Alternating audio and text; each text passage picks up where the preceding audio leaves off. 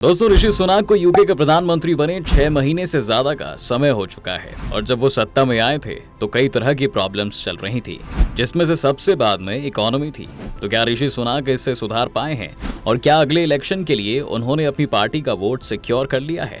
आइए जानने की कोशिश करते हैं आज की इस वीडियो में। अंत तक बने रहिएगा हमारे साथ। लेकिन वीडियो शुरू होने से पहले अगर आप चैनल पर नए हैं या आपने अभी तक चैनल को सब्सक्राइब नहीं किया है तो चैनल को सब्सक्राइब करना और बेल आइकॉन दबाना बिल्कुल ना भूलें।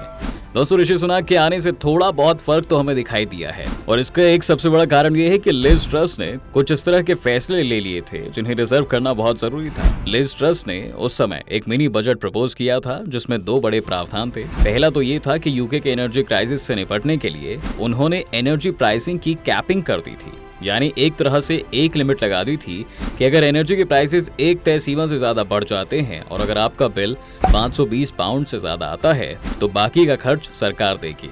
इस फैसले की वजह से यूके गवर्नमेंट को $100 बिलियन खर्च करने थे, जिसके लिए उन्होंने बॉन्ड्स इशू किए। बॉन्ड्स इशू तब होते हैं जब सरकार बॉन्ड्स बेचकर पैसा उधार लेती है और फिर इन बॉन्ड्स पर आपको एक तय इंटरेस्ट मिलता है। कुछ सालों बाद इसे बेचकर आप अपना पैसा वापस पा सकते हैं। दुनिया की सभी सरकारें बॉन्ड्स इशू करते हैं, लेकिन लिज ट्रस के साथ परेशानी ये थी कि मार्केट को उनके ऊपर बिल्कुल भी यकीन नहीं था, जिस वजह से उनकी करेंसी पाउंड भी लगातार गिरते हुए लगभग डॉलर के बराबर आ गई थी, जो कि बहुत खतरनाक था। इससे ये भी हुआ कि लोगों ने बॉन्ड्स खरीदने बंद कर दिए क्योंकि उन्हें पाउंड्स की वैल्यू के और भी ज्यादा गिरने का आशंका थी, जिससे कि अगर वो बॉन्ड्स खरीदकर उनके ग्रो होने का वेट करते तो मुमकिन था कि बॉन्ड्स की अवधि पूरे होने के बाद जो पाउंड्स उन्हें मिलते उनकी वैल्यू और भी कम हो जाती। सीधा सा उदाहरण इसका ये हो सकता है कि अगर आप में 4% के यील्ड के लिए आपने 1 लाख पाउंड जो मान लेते हैं उस वक्त $1,20,000 के बराबर थे, उसके आपने बॉन्ड खरीद लिए और जब आपको इस पर 4% इंटरेस्ट मिलेगा तो ये साल भर में 1,04,000 पाउंड हो जाएंगे। लेकिन अगर इसी समय डॉलर और पाउंड बराबरी पर आ गए तो इसी 1,04,000 पाउंड से आपको सिर्फ $1,04,000 मिलेंगे, जो पहले से भी कम थे। इसलिए कोई भी ये बॉन्ड्स नहीं खरीद रहा था और अगर सरकार इन बॉन्ड्स को ज्यादा इंटरेस्ट रेट के साथ बेचना शुरू कर देती तो फिर सरकार ही कंगाल हो जाती। ऋषि सुनाक ने सबसे पहले इस तरह के डिसीजंस पर रोक लगाई और साथ ही उनके वहां होने से बिजनेस कम्युनिटी का विश्वास भी लौटा और आज हालत ये है कि जो पाउंड्स लगातार गिर रहा था वो उसके बाद से अब तक G10 देशों की बेस्ट परफॉर्मिंग करेंसी बन गया है और डॉलर और यूरो को भी अच्छा कंपटीशन दे रहा है। बैंक ऑफ इंग्लैंड समेत बाकी बड़े फाइनेंशियल इंस्टीट्यूशंस जो ये प्रिडिक्ट कर रहे थे कि अगले 2 साल तक लंबा रिसेशन आने वाला है, उसे भी अभी के लिए अवॉइड कर लिया गया है। इसके पीछे कई कारण हैं दोस्तों, जिसमें से एक ये है कि बैंक ऑफ इंग्लैंड बाकी सभी सेंट्रल बैंक्स के मुताबिक ज्यादा तेजी से इंटरेस्ट रेट बढ़ा रहा है, जिससे लोगों के लिए लोन लेना मुश्किल हो जाता है और इकोनॉमी में पैसों का फ्लो रुक जाता है। इससे देश में महंगाई को कंट्रोल किया जा सकता है, लेकिन यूके के लिए अभी इकोनॉमी को ग्रो करना पॉसिबल नहीं है। ऋषि सुनाक उन्हें एक ऐसी पोजीशन पर ले आए हैं जहां वो कंफर्टेबली रशिया की जंग खत्म होने का वेट कर सकते हैं। लिज ट्रस के वक्त भी ये कहा गया था दोस्तों कि देश में बेरोजगारी दर डबल होने वाला है और कई लोग अपनी नौकरी गंवा देंगे, लेकिन अब नए आंकड़े बताते हैं कि अनएम्प्लॉयमेंट रेट भी स्टेबल है। लेकिन इस सब में हमें ये भी नहीं भूलना चाहिए कि ऋषि सुनाक के कमाल की परफॉर्मेंस इसलिए भी अचीव की है क्योंकि लिज ट्रस ने हालात इतने बुरे कर दिए थे कि उससे ज्यादा बुरा यूके के साथ कुछ भी नहीं हो सकता था। इसके अलावा सबसे बड़ी चीज जो इकोनॉमी को ड्राइव करती है वो एक्सपोर्ट्स या फिर प्रोडक्शन नहीं है बल्कि ट्रस्ट है।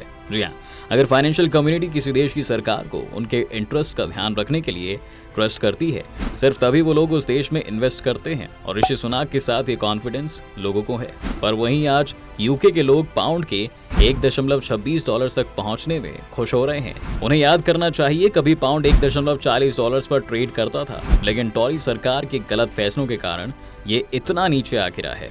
ऋषि सुनाक की तारीफ इकोनॉमी से ज्यादा 2 फ्रंट्स पर होनी चाहिए और वो है फॉरेन पॉलिसी और नॉर्दर्न आयरलैंड का इश्यू। फॉरेन पॉलिसी के लिहाज से सुनाक ने अच्छा परफॉर्म किया है और ज़ेलेंस्की के अलावा वो कोई दूसरे राष्ट्र अध्यक्षों से भी इसी बीच मिले हैं। चीन और रूस के खिलाफ यूके ने अपनी पोजीशन को न सिर्फ मेंटेन रखा है बल्कि उसे काफी सख्त भी कर लिया है। भारत के साथ भी सुनाक एक फ्री ट्रेड एग्रीमेंट साइन करना चाहते हैं और बाकी प्रधानमंत्रियों के मुकाबले वो इसके काफी करीब हैं।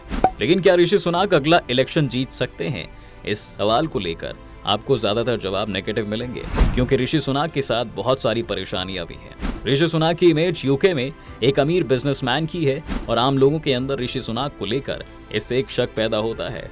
इसके साथ ऋषि सुनाक पर ही हाल ही में करप्शन के भी आरोप लगे थे, जब अपनी पत्नी को कंपनी इन्फोसिस को उन्होंने एक सरकारी कॉन्ट्रैक्ट दे दिया था। दूसरी सबसे बड़ी वजह जो इस बार उन्हें इलेक्शन हरवा सकती है वो है ब्रेक्सिट। ब्रेक्सिट उस इवेंट को कहा जाता है जब यूके यूरोपियन यूनियन से अलग हो गया था। इसके लिए सुनाक की टॉरी पार्टी ने 2016 से ही कंसेंसस बिल्ड करना शुरू कर दिया था और इसे काफी प्रमोट भी किया गया। लेकिन ब्रेक्सिट के बाद यूके को समझ आया कि ये कितना गलत फैसला था।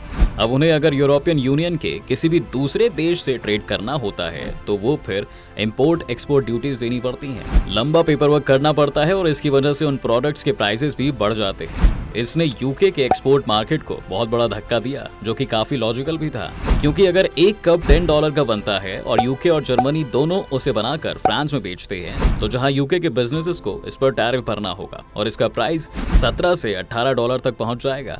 वहीं जर्मनी, जिसे कोई टैरिफ नहीं देना है, वो सेम प्रोडक्ट को $12 से $15 के बीच बेच देगा, जिसका मतलब ये है कि ब्रेक्सिट के बाद ब्रिटेन के प्रोडक्ट्स अब यूरोपियन मार्केट में कॉम्पिटिटिव नहीं रह गई है। यही वजह है कि यूके के स्कॉटलैंड जैसे इलाके तो अपने 50% एक्सपोर्ट बिजनेस बंद कर चुके हैं। लोगों को ये बात भी पता है कि जिस इकोनॉमिक कोलैप्स से ऋषि सुनाक ने उन्हें बचाया है वो उन्हीं की पार्टी द्वारा क्रिएट की गई एक शॉर्ट टर्म प्रॉब्लम थी, लेकिन ब्रेक्सिट एक लॉन्ग टर्म प्रॉब्लम है और उसके लिए भी उन्हीं की पार्टी जिम्मेदार है। टॉरी पार्टी हमेशा से ही यूके की सबसे बड़ी पार्टी रही है दोस्तों, और ज्यादातर यही लोग सत्ता में रहते हैं। विंस्टन चर्चिल से ऋषि सुनाक तक ज्यादातर सालों में टॉरी पार्टी की सरकार रही है और बीच में हमें वहां लेबर पार्टी या बाकी कोएलिशंस की सत्ता देखने को मिल जाती है। तो इन इकोनॉमिक और पॉलिटिकल रीजंस की वजह से ये मुमकिन है कि वो अगला इलेक्शन ना जीत पाए।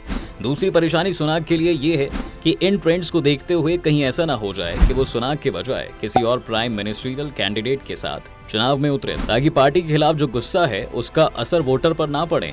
ऐसे में सुनाक को खुद का पॉलिटिकल फ्यूचर भी देखना होगा, क्योंकि हमें ये नहीं भूलना चाहिए कि प्राइम मिनिस्टर कैंडिडेट के लिए पार्टी की पहली पसंद लिज ट्रस थी, और जब उन्होंने रिजाइन किया तब सुनाक एक क्राइसिस मैनेजर की तरह सत्ता में आए थे।